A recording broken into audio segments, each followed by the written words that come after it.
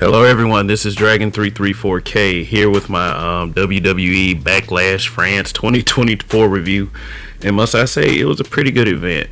And this event not only featured the WWE superstars and the matches to contest and decide the direction that these people go in. I mean, the crowd was just raucous. I mean, seriously, it was one of the most animated crowds that I ever seen in wrestling. I mean, they were so animated and loud that beforehand they got a noise warning, so that really tells you the magnitude of a crowd like that. And the crowd wasn't even that big. I don't even think they had 13,000 in the building. Correct me if I'm wrong in the comment section, but let's get this review underway. I mean, I thought it was a decent event. Could it have been better? Could there have been other opportunities in certain places? Yes, definitely, and we'll discuss that in this video. But first off, we have the first match, Kevin Owens and Randy Orton, literally an RKO union coming together against a common foe in the Bloodline. The new incarnation of the Bloodline, Solo Sikoa and Tama Tonga, because remember, they ixnayed Jimmy, Jay left, and Roman's on hiatus. So Solo is kind of taking the reins and become more dangerous than ever, and that's what we need from Solo Sikoa. We need a very dangerous, ruthless competitor, and with Tama Tonga, that makes him even more dangerous. But hey, the match started out, I mean, it was so out of control. Nick Aldis had to come out and make it into a street fight. So everything was legal, which, only gave room for what I thought would happen, a certain debut.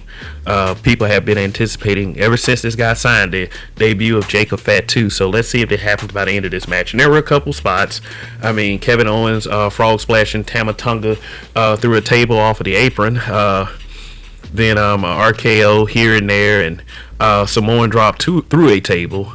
Then the spot came where Kevin Owens did that kind of inverted suplex kind of thing. And through a group of chairs, and looked like he had the match won. But guess who will pop up? We have another new member of the Bloodline debuting, but not the one that we all thought would. Another debut is someone who had been there before, Camacho. Who remembers Camacho, who used to run with Hunico on the passenger seat tricycle, which was funny as shit. But I mean, since then, Camacho has become Tonga Loa, the real life brother of Tama Tonga, and a very, very dangerous tag team elsewhere has been reunited, the Gorillas of Destiny. So I am looking forward to possibly GOD versus the Usos in a explosive reunion of the brothers. So I like the way this direction is going. But see, the ramifications could potentially, the Bloodline could be more dangerous even with Tonga Loa's addition, because you still got Jacob Fatu out there. So winner of the match, Solo Sikoa and Tama Tonga, with assistance from the debuting Tonga Loa, formerly Camacho. So yes, we'll see what will happen with that in the coming weeks. Now for match 2, we have Bayley versus Naomi versus Tiffany Stratton in a triple threat for the WWE Women's Championship.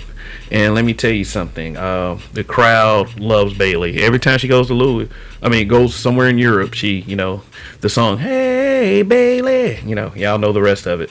But, pretty good match, highly competitive match within itself. It's something about having Naomi as a part of matches that really just adds something to it. But I'll say this, a really strong showing of Tiffany Stratton, really strong showing. She is definitely established as one of the future, superstars that's going to push that WWE women's division forward. Very athletic talent, and they made her look exactly how her character is, very, very dangerous and very uppity, because every time she comes out, it's Tippy time.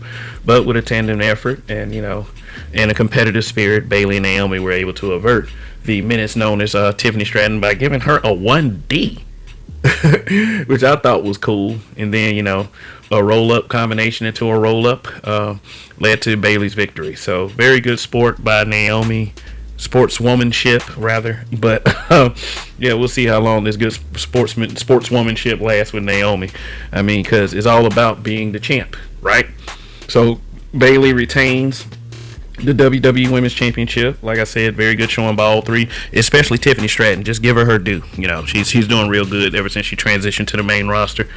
Okay, the third match is for the World Heavyweight Championship between Jey Uso versus Damian Priest. And Jey Uso got an interesting stare down with the new incarnation of the Bloodline right before he came out.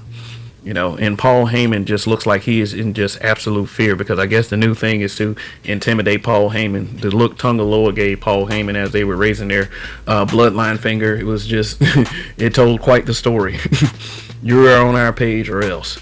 But, Damian Priest versus Jey Uso, pretty good match. The crowd once again, making the match real good, and as well as the competitors in the ring. I thought Jey Uso had a very strong showing, and, El Campeon. Damian Priest still has some ways to go to establish himself as a viable world heavyweight champion, just because of the bar set by the previous champion, Seth Rollins. So, yeah, he definitely has a tough act to follow, but, he has to be the champion that, is better than, the previous champion. So he can't always have assistants. So, pretty good match between him and Jay. I mean, I think Jay is pretty good in what he delivers in the ring, but he has one of the ugliest spears I ever seen. One where he kick his feet into it and shit, and I just couldn't wait to see that. And then, lo and behold, I did. So, with Judgment Day interference, Damian Priest was able to pull it off. And Damian Priest, it looks more and more like he's about to split from the Judgment Day, and it might be a him and Finn feud, the way he was aggressive on Finn for coming out like that.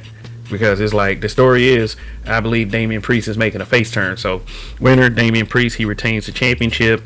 Let's see what happens on Monday Night Raw when the new roster set in. So, alright, so match 4. And this is a match I can definitely say that, the raucous crowd does hide some of the weaknesses in the match, because, I mean, from what I can see, Jade Cargill does need improvement in the ring. And, this was for the WWE Women's Tag Team Championship between the Kabuki Warriors, who are the champions, and basically a power duo of Jade and Bianca. Now, going into this match, I knew Jade and Bianca was going to win those belts. I really did, and by the end of the match, yeah, I was right. I mean, number one, Jade and Bianca is too strong a duo. I mean, I understand that the Kabuki Warriors is very tag team, tandem oriented. They work very cohesively, but an overwhelming strength advantage with halfway decent skills will destroy that every time. It's kind of like the Authors of Pain going against Axiom and Nathan Frazier. They on NXT, they had to use craftiness and skill to get out of that, but it just wasn't the case for Asuka and Kairi Sane, which is dealing with the overwhelming power of the duo of Jade Cargill and Bianca Belair. And Jade Cargill did botch here and there, and I mean, like, Jade's getting better. I mean, her run in AEW really cheated her out of the kind of competitor she could already be, because they never really worked on developing her in-ring ability. So, but she has a belt, and she's definitely rolling with the right person. So I like the story of them being besties before, and I'm talking about Jade and Bianca, and then they become the tag team champions also, before one of them inevitably turns heel and betrays the other and set up for a huge dream match at WrestleMania 41. So Triple H and his storytelling, I'll tell you the truth. I mean, if it wasn't for that, I wouldn't be an avid watcher of the WWE again. So congratulations to Jade and Bianca for becoming champs.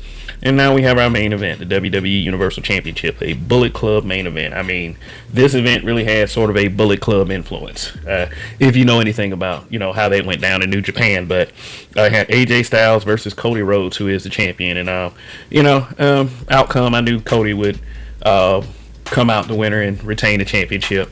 I mean, they're trying to push Cody as that alpha competitor, kind of on a Stone Cold or Hulk Hogan level. And, he has yet to achieve that, but at least he's done what his father hasn't done and become the world champion of a company. And I mean, I think it's a great thing too, but a very highly competitive match, move for move, especially the spot with the Cody cutter from the top rope. I thought that was cool too. AJ Styles really adapts to the style of his opponent, making them look good as well as him, and it was just a great match. But Cody came out on top, and that was pretty much it for the event. Honestly, I want to know who Cody's next competitor is. At least that he's more of a fighting champion than Roman, but Roman really did bring something special to that belt. But we will see the aftermath of Backlash on Monday Night Raw and Friday Night SmackDown. Please come back to this channel to where we will discuss this once again. This is Dragon 334K.